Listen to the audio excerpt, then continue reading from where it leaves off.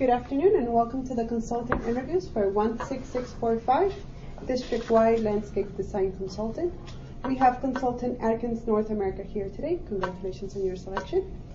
I'll start by going over the agenda for the day. Your interview time limit will be 15 minutes. It would consist of 5 minutes to review the interview questions. Please do not write on the questions. I will collect them at the end of the interview. Next will be the brief introductions. Please only state your name, firm, and your position in relation to the project. The interview component will be 45 minutes. It will consist of an optional 5-minute opening statement. Do you guys elect to use this optional time? Yes. Okay. Next will be the question and answer session. If time permits, 5 minutes will be allowed for an optional closing statement. No electronic devices of any kind will be allowed during the interview. You may use your notes on paper, index card, and you guys also have access to the whiteboard. We'll begin first with the review of the questions. We'll pass the questions down, face down, okay?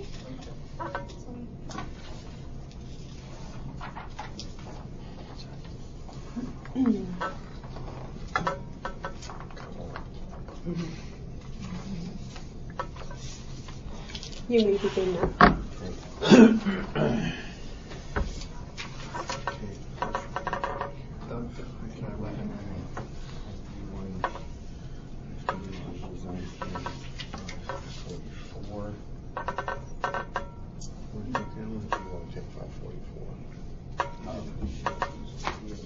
Yeah. Is that okay? Yeah. Yeah. Okay. You can play with you. We're doing number 3.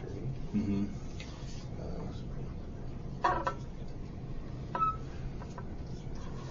I'll start with number 4. If I miss something on 4, you can show me. Mm-hmm. Okay, you got number 5.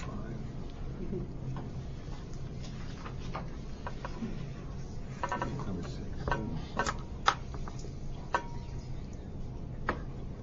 Okay, I'll come in with you on 6 too, okay?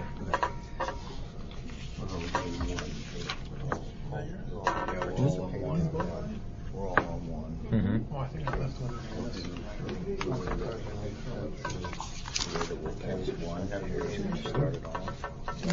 He's going to go through.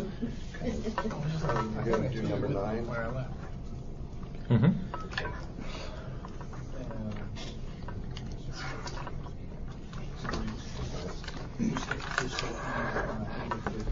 Number 3 is going to be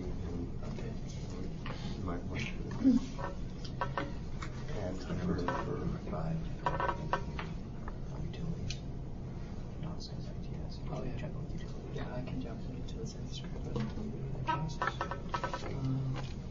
Number 10. Kevin, want to review what time allows a little bit of number 3.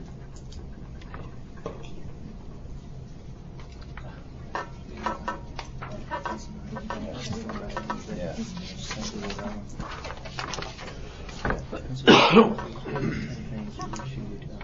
Okay. Yeah. Avoid utility complexes.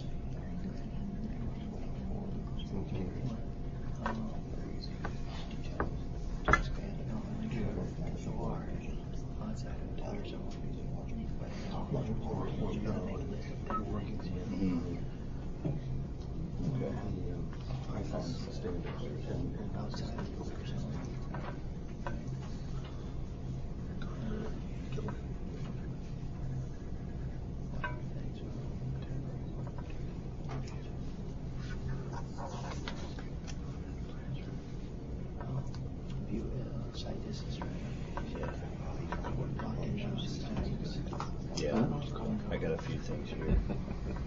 Make sure it's signal result.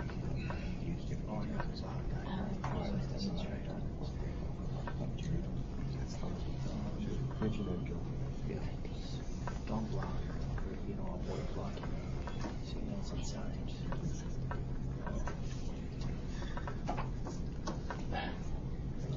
OGA.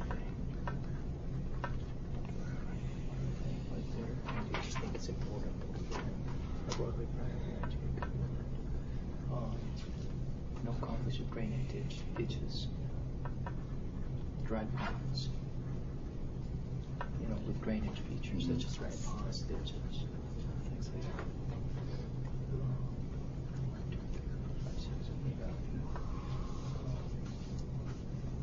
1 minute remaining. Okay, we all can chip in this. Yeah, and I think we'll be back to selection. I think we'll be back to place fit for that. Selection and placement. Plant material. Maintenance for URD, drought, resistance. Do we need to for the irrigation system, things like that? You can implement that as we talk about it. Okay. I think he's got it covered. Well. And number 10. What? Yeah. Okay.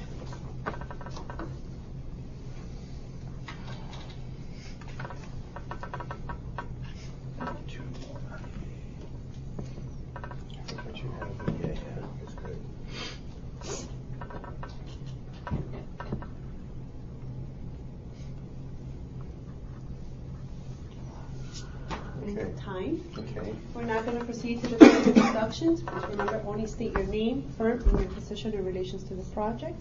We're going to begin first with the TRC members. My name is, state your name now. My name is Kirk. I'm the project manager, district landscape architect. Elizabeth Rivera, project administrator from Construction Southgate. Sorry. Keith Jimerson, South Day Maintenance Engineer. Okay. Ricardo Castro will be providing engineering support for the project. Jason Keys with Atkins, doing landscape design services. Kevin Schott with Atkins. I'm a registered landscape architect. Raul Medeiros, HDR, providing construction and arborist and horticultural services. And my name is Harry Belton. I'm the project manager with Atkins and registered landscape architect, and working as a project manager for District 6 for a while now, for about 8 years. You may begin with your opening statement. Once you're finished, we'll start with the questions. You may begin now. Okay. Right now, oh gosh, trying to get my timer started. I'll take care of it. All right. Opening statement is, right now we realize this is a continuing, well, not a continuing service, but a district-wide contract to provide landscape architectural services in many forms to the district. I know there's, like I said, there's a variety of different aspects to this district-wide, but all of them deal with landscaping within the district's right-of-way and those kinds of things. Now, this is different than what we've done before. This is multiple firms within this contract. We'll be using as a team rather than just as a prime standalone. About our team, we have the reason we have chosen these different consultants.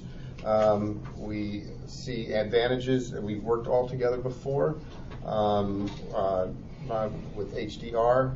We've done a lot of construction activities with Curtis and Rogers. We have done some design activities, and we've also worked with our other consultants for survey and for scenic highway support. Altogether, our team has 16 registered landscape architects. We have 4 certified arborists, and we have 5 certified landscape inspectors that we can provide to the district. We've chosen these teams, these companies, to really fill out exactly everything that needs to be done. I think it's better than what we have done in the past. I have a lot more resources I can use now in order to accomplish many things that have to be done under this contract. We look forward to working with you, and we're ready to begin the questions now. All right. Number 1, give an overview of the contract scope and discuss your understanding of the services required for the contract. Okay. All right. We know that that one of the aspects is going to be production of standalone landscape projects, but there's going to be a lot, like I said in the opening statement, a lot of other things that's going to be necessary too. I know that one of the main things is doing some field evaluations. Now, these field evaluations can be for things like identifying potential landscape enhancements to right-of-ways that the district might be considering, review of existing trees for conditions of the trees, where they might be for potential relocation or whether they need to be replaced. Also provide, part of that will be providing horticulture and arborist review. If there's trees in the field that need to be addressed from a horticultural standpoint, for either fertilization or pest control or things like that, we will have the people there available to address those issues. And also maybe a need to modify landscapes for conflicts with ODA for outdoor advertising, or conflicts with ITS equipment, or maybe even for safety issues that need to be addressed that are concerned landscape elements. We're also, and as part of this, is to assist the district in different ways that they need. It could be in presentations and public meetings, and to provide exhibits and illustrations, and to assist the department in any way that we can to help them get across to the public something that they want to describe. We can represent the district at different public meetings, officially represent the district, to provide in front of public agencies or maybe community groups, and describe what the department is trying to do with a particular project, and represent them there. The other thing is we may need to produce guidelines, design guidelines of some kind, or even update district standards regarding landscape activities. And we will assist in doing things like grant procurement and certifications that the district might want to procure maybe from the Federal Highway Association or any other government group. And also, we'll be providing in-house services if necessary or as necessary to assist the project manager as he needs. Now, that being said, I know the other part is large part is the standalone landscape projects that are part of the contract. And what we would do is the district has a standalone that they want to proceed with, we will come in. The first step is to provide a good scoping understanding of that project, understand what the district's goals are, any commitments they may have made on this project to any other government agencies, and understand what really they're trying to accomplish with this project. We understand what the assigned budget for this project would be, understand what the proposed components are going to be, whether it's going to be landscaping, hardscape, maybe irrigation, maybe some ADA improvements, just a good understanding of what they want to accomplish. And then understand who will be maintaining this project once it is complete, whether it's going to be under the district is going to be maintaining it, or if there will be a maintenance agreement of some kind, and a local agency will be maintaining it. And also, part of the scoping needs to include a good site understanding, which should include a field review to know exactly what the conditions are on the site, so we make sure that all necessary elements for that task work order are included in the proposal and the fee estimate.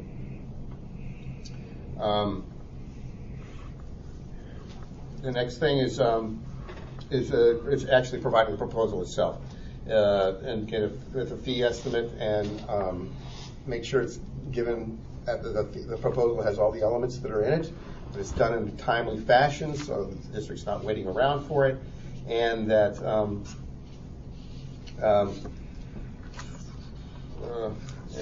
and then negotiate the fee itself. Sit down in the negotiation process.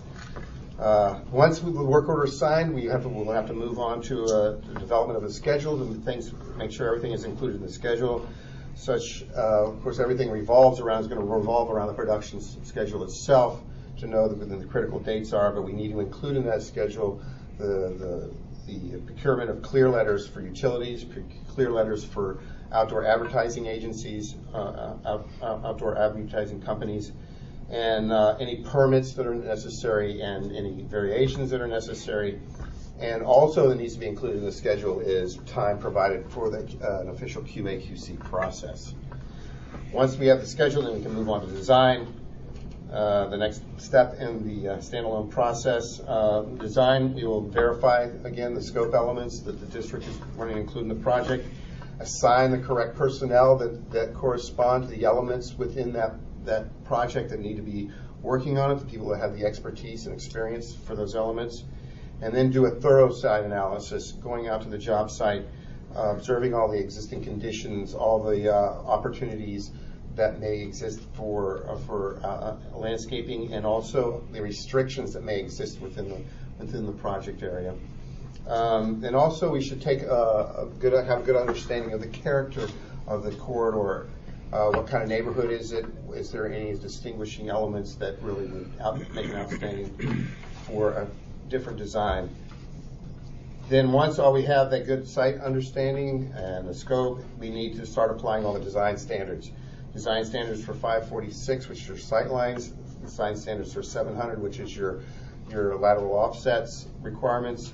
ODA locations and view zones, utilities and what their required offsets are. And this gives us a good understanding of how much is left over to really we can do work with landscaping. So once we have all that, we can actually develop what we would call a conceptual plan, where the plan is going to implement, make sure we have sustainable and available landscape material that we're putting in, that we meet all the maintenance rating program standards as part of the concept design, that the ADA standards are all met as part of the design, and that the design fully works with the maintenance abilities that are going to be applied to the project once it is constructed. Once we have verified all this, then we'll move on to a review with the project manager or the district landscape architect, who might be both, and to verify that this is an acceptance to what the department is looking for.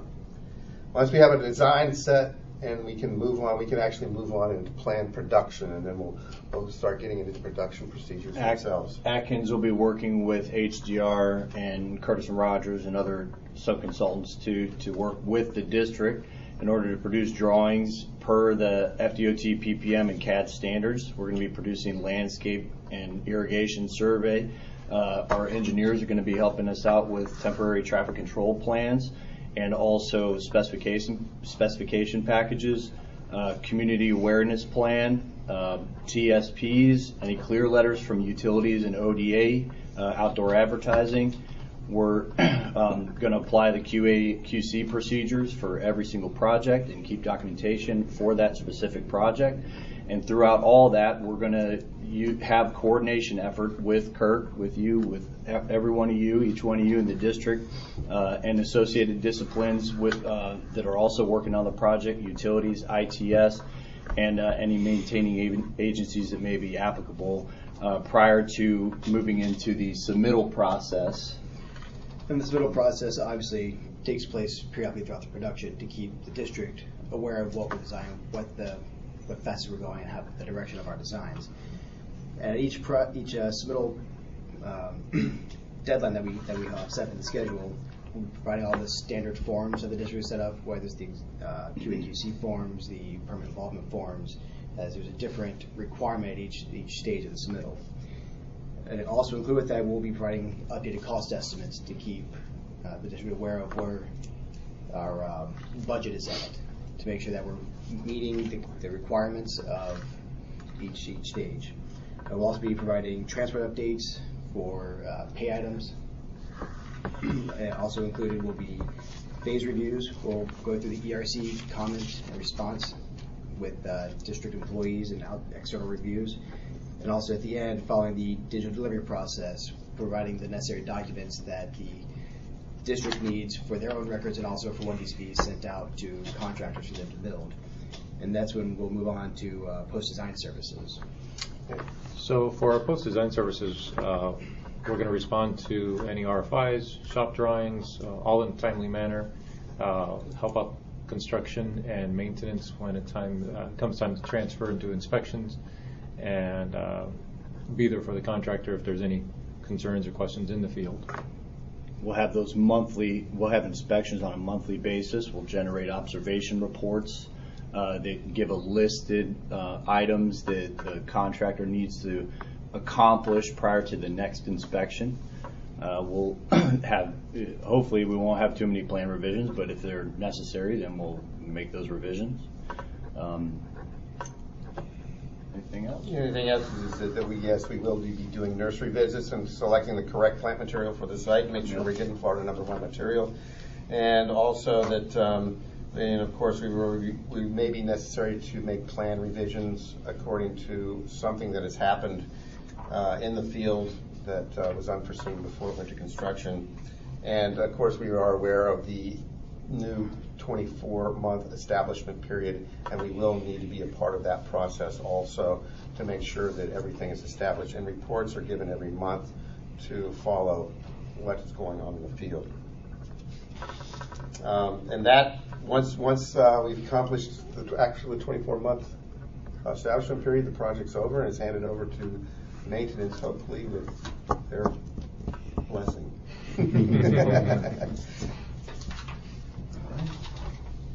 Explain your knowledge of Design Standard Index 544, how the index is used, and what you would change about the index if you could have it revised.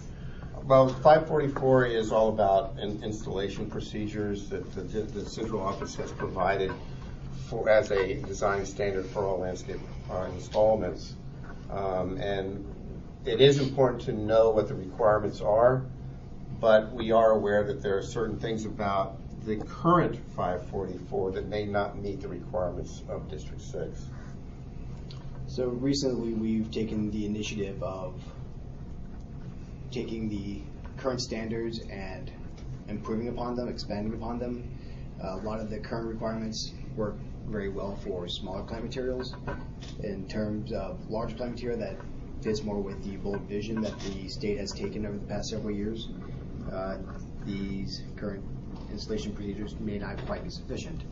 So we've done some research and looked at what IFAS with the state of University of Florida has developed through Dr. Ed Yeoman, taken some of his suggested guidelines on how to provide ample root pits, tree pits for plant material to be installed in, provide the necessary supports for larger plant material, and following his guidelines for tree trimming and installation processes.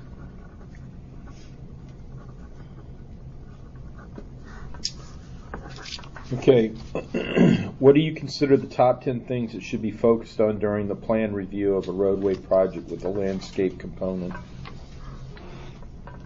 Top 10, could I say avoid utility conflicts, making sure that you're working within the clear zone requirements and your requirements of index 546 and 700, which is 546 would be your site distance triangle, so that'd be number 3 that I have written down here. Making sure you're not in conflict with signals or blocking any signage, roadway signage, or ITS cameras.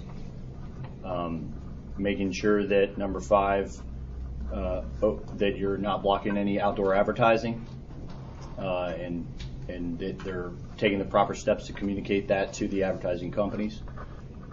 Note number 6, no conflict with drainage features. Don't plant inside of in a drainage ditch right in the middle of the ditch if it's not allowed. Communicating that with the drainage engineers. Number 7, proper selection and placement of sustainable plant materials, and quantities of those plant materials are accurate. Number 8, I'd say future maintenance, any conflicts that may arise for MRP requirements. Number 9, checking the plans against the current specifications that are online, available at FDOT's website.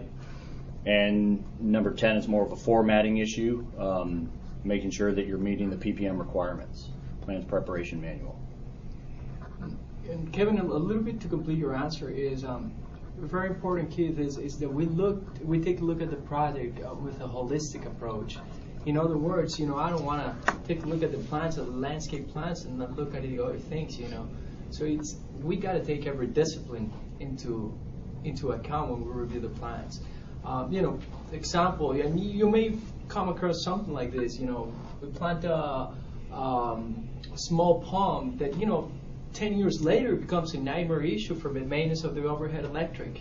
So these are type of things that we gotta take a look at. Just not look at the landscape component itself. We gotta cross-check those landscape proposed plans against every single discipline effort, against the existing utilities that we have there. Even try to foresee any major improvements. Is there a project, a county project that is going to improve the intersection in the future? Make sure that we do take those things into account. One thing I wanted to add, I know that the central office has started an initiative to make sure that the landscaping component is thought of during the roadway production time, and also that so when the roadway design is developed, that areas are left for landscaping, and it's not just an afterthought. I do also know that if it's a component of a roadway project, there's a certain dollar value that you cannot exceed, so that there isn't that much landscaping that's going to be done as a roadway component. But it would be nice if that dollar value maybe was used for just to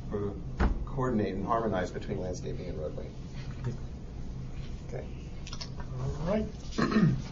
Number 4. Explain what you know about the department's maintenance standards and/or guides. Well, I know the maintenance rating program is part of the statewide initiative, not an initiative, but guidelines that the maintenance people have to follow, and they're graded on it. So, and the elements of that do translate over into landscape design, and we have to make sure what we're proposing for the roadway is not something that's going to cause problems to meet the maintenance rating program. We have to understand we have to provide clearances over sidewalks and roadways, 10 foot over sidewalks, 14.5 foot over roadways.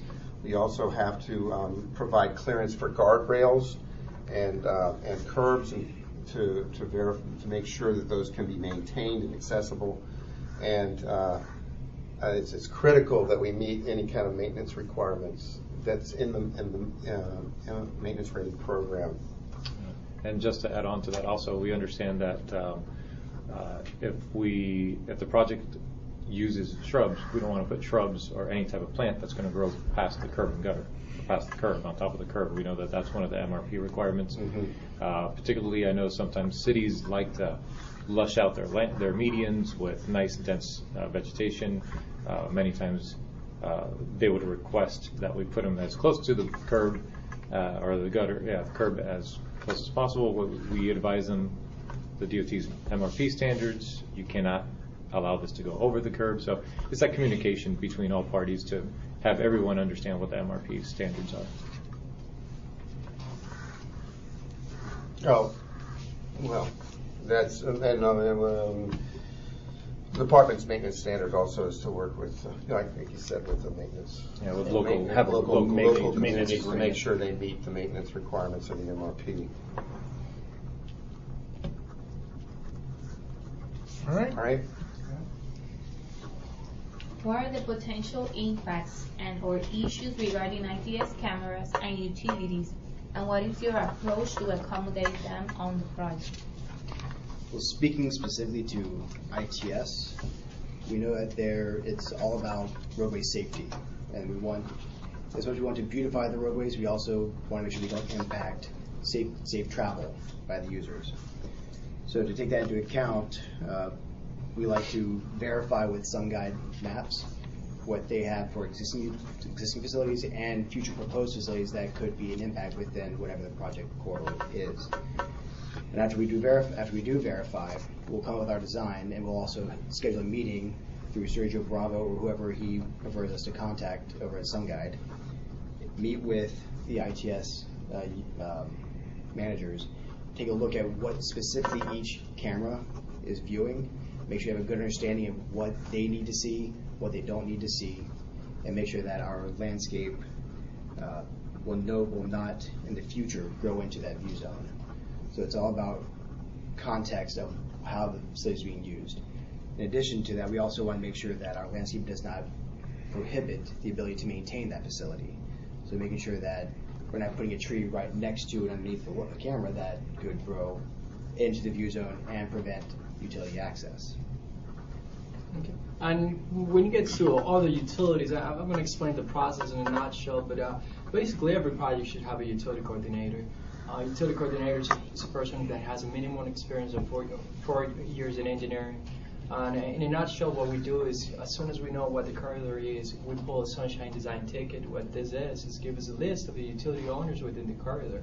So the first thing we do is we tell them, hey, there's a landscape or a roadway or whatever type of project coming from this limit to this limit. So what they do is they mark up those plans that we send them, and they return it to us. So we do include an existing utility file in our design, and that way we include all the utilities that the utility owners have gave us. With that in mind, what we do is we design around those, like we said initially, and it's very important that we try to avoid utility conflicts. So at that point, what we do is we try to identify any conflicts. In addition to that, it's very important to us and to the department that we find out whether or not those utilities are reimbursable. I mean, are they going to be an added cost to the project, or is the utility there by permit, and if they're in conflict, do they need to move with their own funds? Let's imagine we have conflicts. So what we do after that is what we call in engineering the RGB markups, red, green, and brown. Red means it's existing utility that is abandoned, that is not, it's not abandoned, it's existing, that is not in conflict. A green will be a new utility, and a brown is one that it needs to be relocated. So we include that into our design. The key for utilities is early coordination and documentation. These are the two things. Finally, what we do is once we go and make progress on our project, we get a utility certification letter. Whether it's a no conflict letter, or if they need to relocate, then what we do is we execute a utility work schedule.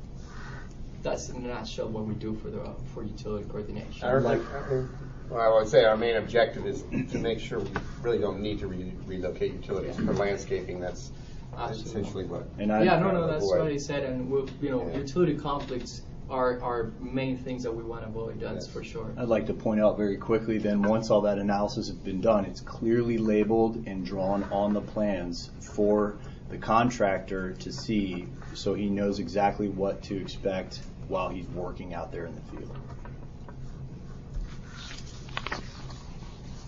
Okay. Explain what you know of the department's outdoor advertising requirements and how they are addressed during the plan's production process.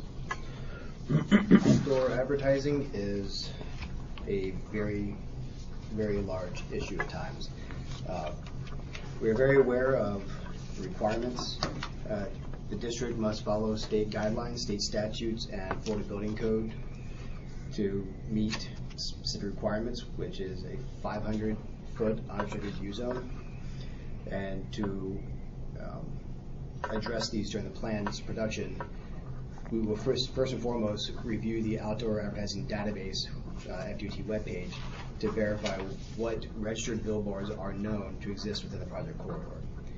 On top of that, we would then also do an extensive site review to verify that each of those listed registered billboards are in fact constructed, and also look for any potential billboards that may be unregistered, unapproved, but still actually exist, and apply the state standards to that as well. Once we have all that information, we can actually start working on the design, where we'll go in and apply any previously agreed to view zones that should be listed on the advertising website for the registered billboards. For boards that are unregistered or do not already have an agreed upon view zone, we will work to develop the best 500 feet to allow for the most landscape, but also provide a quality view zone for the billboard owners. Once we have our plans put together, we will send a copy out to all of the billboard owners for each individual billboard. And the plans will show any proposed landscaping, our proposed view zones, and if the owners have no questions or concerns, they will sign the view zone agreement. If they do have concerns, they will get back in touch with us. We will set a meeting to discuss with them, and we will likely include the district to make sure that they're aware of what's going on. They can put forth their opinion and their preference. And once everything has been agreed upon, again, the owners will sign the binding agreement, which will then be submitted to the district for approval and submittal.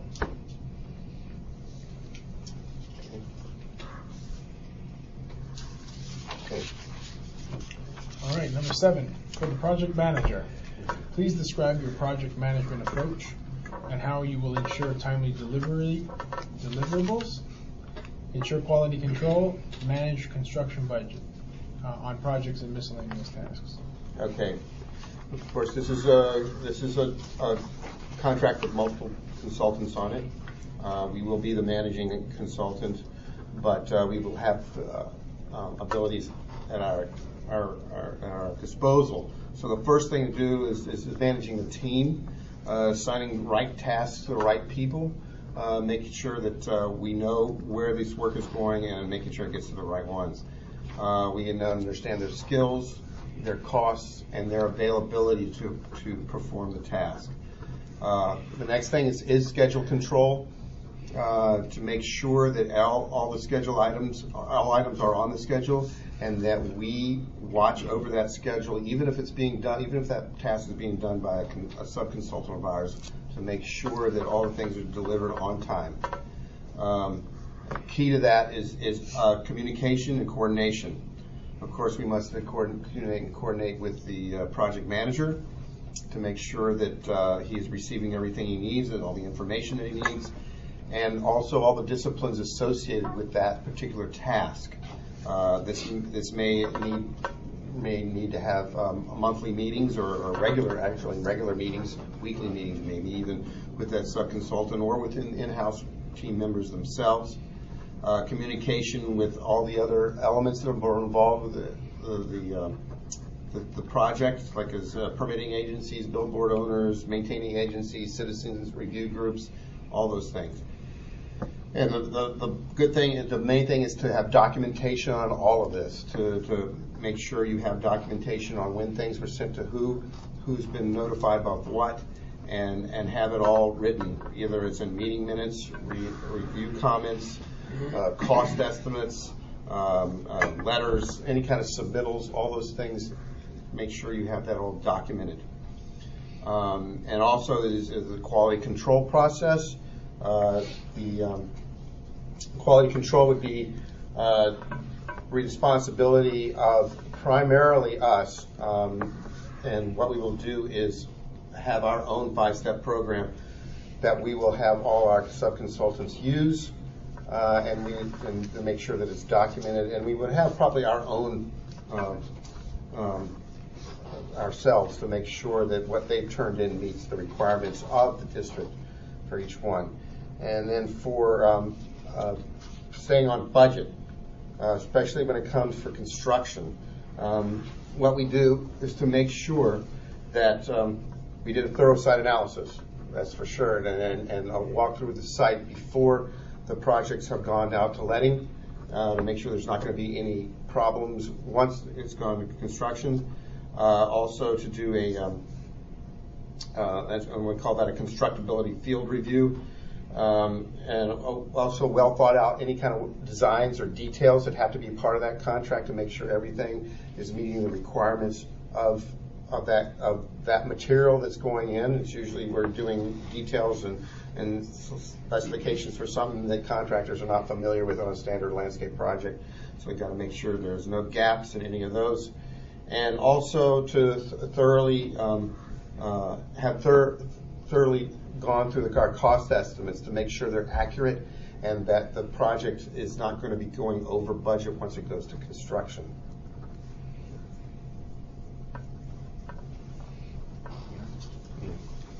For the project manager, describe your experience with FDOT and availability for this contract, and list the top 5 strengths that your team can bring to FDOT.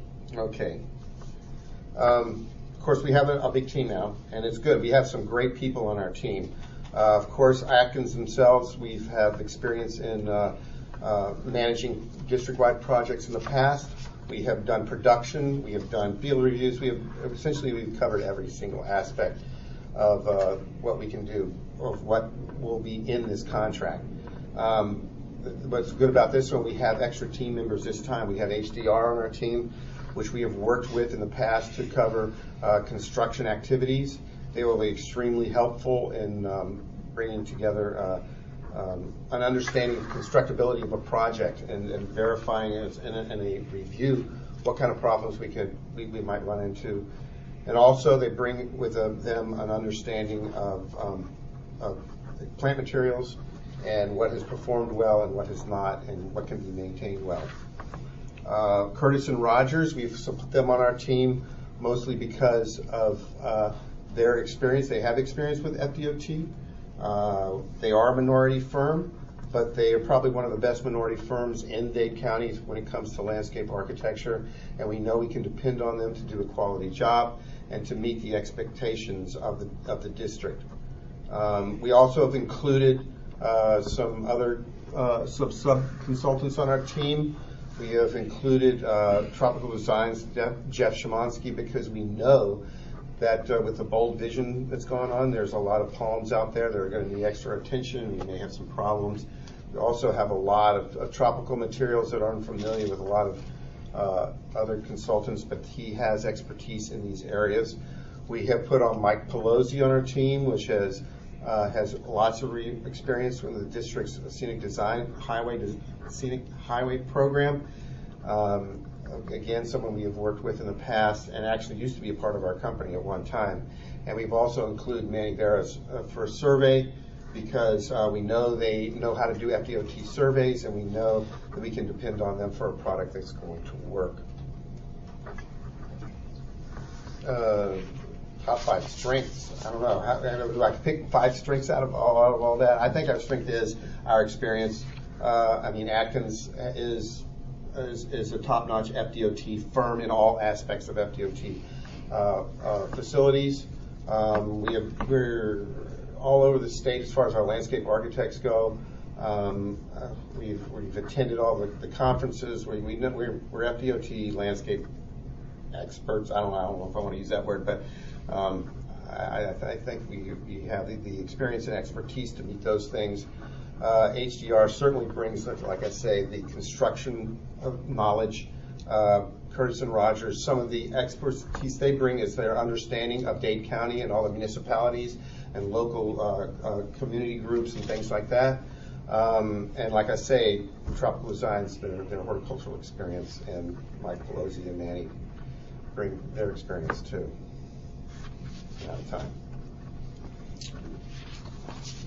Okay, describe the elements of a typical low maintenance landscape. So some of the elements of a low maintenance landscape are first choosing the right plant to put in the right place. You don't want a water loving tree in a high and dry location. It's not going to work, and you don't want vice versa. You don't want a drought tolerant tree in a wet location. It's just going to cause problems long term, and it'll be keeping everyone busy. That shouldn't be necessary. Also, choosing drought tolerant plants. The 98% of the landscape that we do here in Miami-Dade County is maintained by DOT. So we're always looking at drought tolerant, low maintenance plants, so that there's not the need of extra irrigation, not the need of fertilizer every 3 months, not the need of pesticides and fungicides.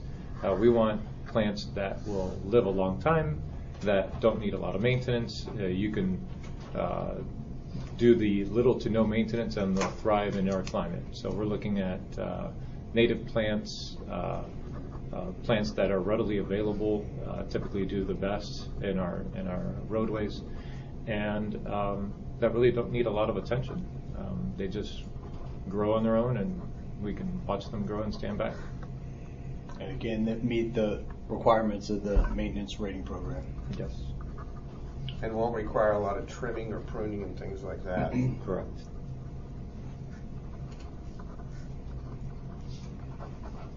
All right.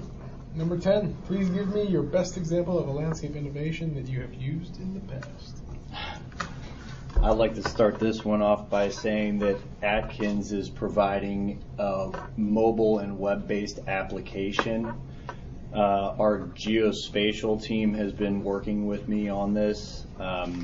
It's called Atkins Site and Safety Inspections Toolkit. Assist is the acronym.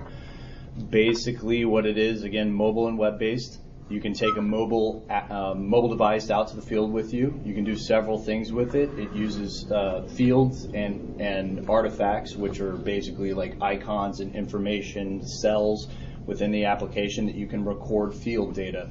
You can take notes. You can geolocate exactly your position or the position of an existing tree or a proposed tree. You can tag a tree, working with the survey crews, getting it accurate within a couple of feet of accuracy. Then you take that information back with you to any location. You could take it to Starbucks if you want, where they have access to the internet. That information gets uploaded to the web, and that web pushes it then to all the other mobile devices. This is a great way for multidisciplinary innovation, for us to work with the engineers, for us to work with guys in the field. It's very user friendly as well, and hopefully we can use this with you in the future if we have the ability or capability to provide software, if that's an available thing that we can do to work with the district. Another thing that I think Ricardo would really like to stress is smart plans and project-wise. Yeah, but one of the things, the difficulty of having subs sometimes is the coordination. So one thing that we have implemented, and it's very similar to what the internal design teams at FDOT use, the TIMS, they call it TIMS, is we use ProjectWise. What is ProjectWise? ProjectWise is a project-specific server that we have a license to push onto all of our subs. So what we do is we have a centrally located server for all of our files. So instead of coordinating with Raul, here's my latest design file for landscaping. He pulls that latest design file from the server from where we just worked 5 minutes ago. So we avoid all those coordination. Okay, please send it to all subs. Make sure that they have the latest of our design files. With that, ProjectWise, we have the ability, the license to push it with all of our subs. So we, overcome that obstacle of coordination with our subs.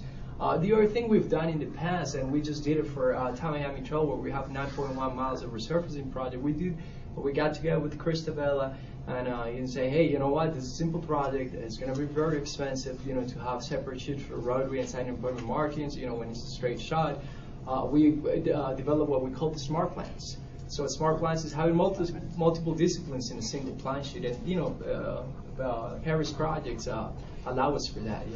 If we need to reconstruct a manhole top, well, we're going to have a different sheet for that. Can we just have that in one single sheet and add the appropriate notes for it? So that's another thing where we can innovate. And Harry, you want to do a closing for our presentation? Yes. At the end there, we are like I say, we have been working for the District 6 for quite a while. We're familiar with a lot of the people here. We enjoy it tremendously. It's one of the things that I've enjoyed most of my career. And I think we have a great team this time. We have tremendous sub-consultants with HDR and with Curtis and Rogers, and the abilities of bringing on additional horticulturists and arborists that are experts in the field, and I think we can really serve the district well. We have a track record, we have the knowledge, we have the understanding, and we have the desire. I hope you select us. I'll go ahead and collect the questions, please.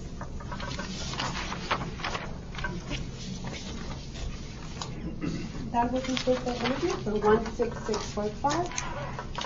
Atkins, thank you for joining us. Thank you.